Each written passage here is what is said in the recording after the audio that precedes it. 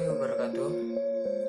Izin memperkenalkan diri, nama saya Budi Prastio, jurusan Ekonomi Syariah semester 4. Di sini saya akan mempresentasikan hasil diskusi saya dengan teman saya, yaitu Ria Valentin. Di sini kami membahas tentang Bank Indonesia. Yang pertama, pengertian Bank Indonesia. Bank Indonesia adalah Bank Sentral Republik Indonesia. Sebagai bank sentral, Bank Indonesia mempunyai satu tujuan tunggal, yakni mencapai dan memelihara kestabilan nilai rupiah. Kestabilan nilai rupiah mengandung dua aspek, yaitu kestabilan nilai mata uang terhadap barang dan jasa, serta kestabilan terhadap mata uang negara lain. Aspek pertama tercermin pada perkembangan laju inflasi, sementara aspek kedua tercermin pada perkembangan nilai tukar rupiah terhadap mata uang negara lain. Perumusan tunggal ini dimaksud untuk menjelaskan sasaran yang harus dicapai Bank Indonesia serta batas-batas tanggung jawabnya. Dengan demikian, tercapai atau tidak tujuan bank tersebut ini kelak akan dapat diukur dengan mudah. Sejak tahun 1999, status BI ditetapkan sebagai lembaga negara yang independen dan memiliki kewenangan penuh dan menjalankan tugas serta bebas dari campur tangan pemerintah dan atau hak lain. Hal ini diatur dalam Undang-Undang Nomor 23 Tahun 1999 tentang Bank Indonesia, yang kemudian diubah melalui Undang-Undang Nomor 6 Tahun 2009. Dengan demikian, BI wajib menolak investasi dalam bentuk apapun dan dari pihak manapun. Status dan kedudukan BI ini diperlukan agar BI dapat melaksanakan peran dan fungsinya sebagai otoritas moneter. Statusnya ini juga diakui sebagai badan hukum publik dan badan hukum perdata yang ditetapkan dengan undang-undang. Sebagai badan hukum publik, BI memiliki wewenang untuk menetapkan aturan atau hukum yang merupakan pelaksanaan dari undang-undang tersebut.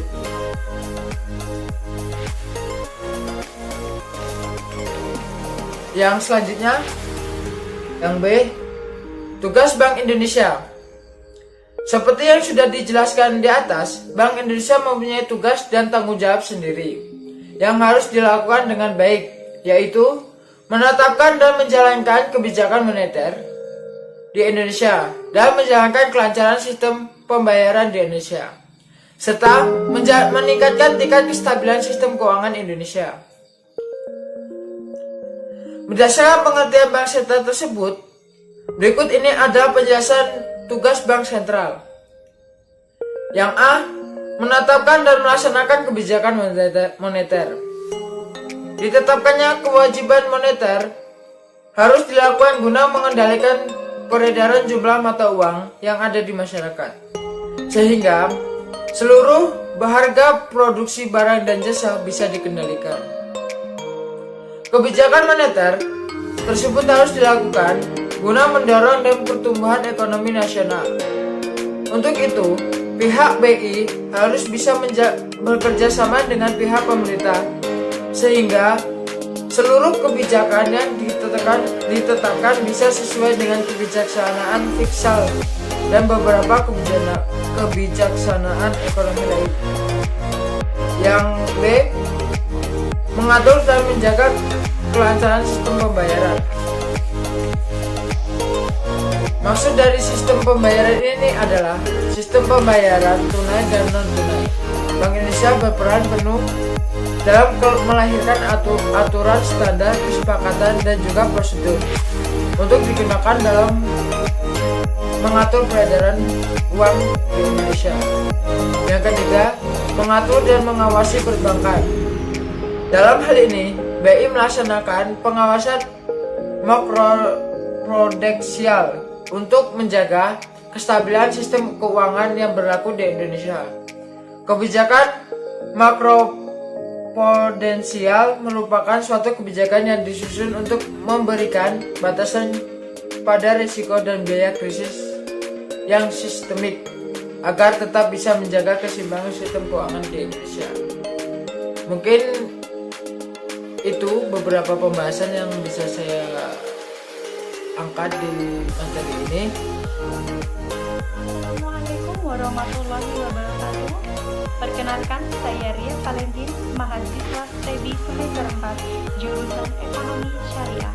Saya di sini akan mempresentasikan tentang Bank Indonesia sebagai lender of the last resort dan kebijakan Bank Indonesia terhadap nilai tukar. Yang pertama yaitu Bank Indonesia sebagai lender of the last resort. Sebelum kita mempelajari Bank Indonesia sebagai lender of the last resort, lalu pertanyaannya adalah apa pengertian dari lender of the last resort? Lender of the last resort menurut ahli, yaitu menurut Armando Robert, artinya Bank Indonesia sebagai pemberi pinjaman kepada bank dalam keadaan yang memaksa untuk menjaga likuiditas dari bank tersebut. Sedangkan pengertian lender of the last resort secara luas yaitu bentuk pinjaman yang diberikan kepada bank sentral kepada bank yang sedang mengalami likuiditas yang dapat menyebabkan krisis keuangan sistematik di dunia perbankan. Fungsi Bank Indonesia sebagai lender of the last resort sudah diatur dalam Undang-Undang Nomor 9 Tahun 2016 tentang pencegahan dan penanganan krisis sistem keuangan. Fungsi Bank Sentral sebagai lender of the last resort merupakan fungsi khas dari sebuah bank sentral dalam memberikan fasilitas pendanaan kepada bank yang mengalami kesulitan likuiditas. Fungsi Bank Indonesia di dalam Undang-Undang Bank Indonesia meliputi bantuan pendanaan dalam jangka panjang dan jangka pendek yang menjadi beban pemerintah.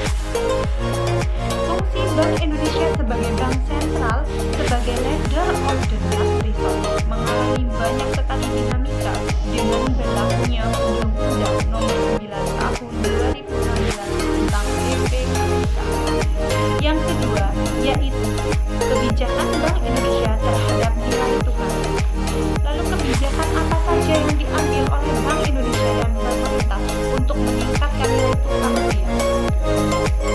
Demi menjaga stabilitas nilai tukar rupiah terhadap dolar serta menurunkan defisit neraca yang berjalan semakin melebar, pemerintah pusat bersama Bank Indonesia dan Otoritas Jasa Keuangan atau OJK dan beberapa instansi yang terkait terus berusaha bersama membuat kebijakan.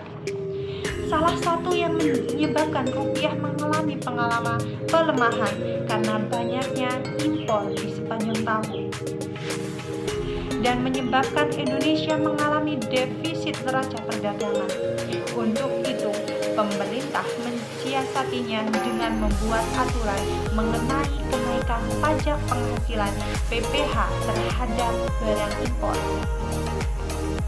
Lalu langkah nyata yang sedang diupayakan pemerintah yakni dengan kebijakan penggunaan B20 atau biodiesel 20% yang diperkirakan akan mengurangi jumlah impor minyak. Dengan penggunaan CPO yang dipakai sendiri untuk B20, maka suplai ke pasar juga turun sehingga harga CPO juga naik. Langkah berikutnya dengan meningkatkan penggunaan tingkat komponen dalam negeri atau TKDN untuk seluruh sektor. Hal tersebut diharapkan dapat mengurangi impor dan akan ada penghematan 2-3 miliar US dollar. BI pun sudah berusaha menjaga stabilitas nilai tukar rupiah dengan mengeluarkan kebijakan intervensi ganda baik di pasar valuta asing falas maupun pemberian SBN di pasar sekunder. Lalu dalam hal meningkatkan investasi dan ekspor, pemerintah pun sudah meluncurkan One Single Submission atau OSS atau layanan perizinan berusaha yang terintegrasi secara elektronik. Upaya lain yang tak kalah penting dengan menggenjot sektor pariwisata bertambahnya jumlah wisatawan dengan mancanegara yang berkunjung ke Indonesia akan menambah cadangan falas dari devisa. Langkah-langkah tersebut diambil oleh pemerintah dan Bank Indonesia untuk menaikkan nilai tukar rupiah. Sekian dari saya. Apabila dalam penjelasan banyak kesalahan dan banyak kekurangan, saya mohon maaf dan saya minta dibenarkan. Saya akhiri. Wassalamualaikum warahmatullahi wabarakatuh.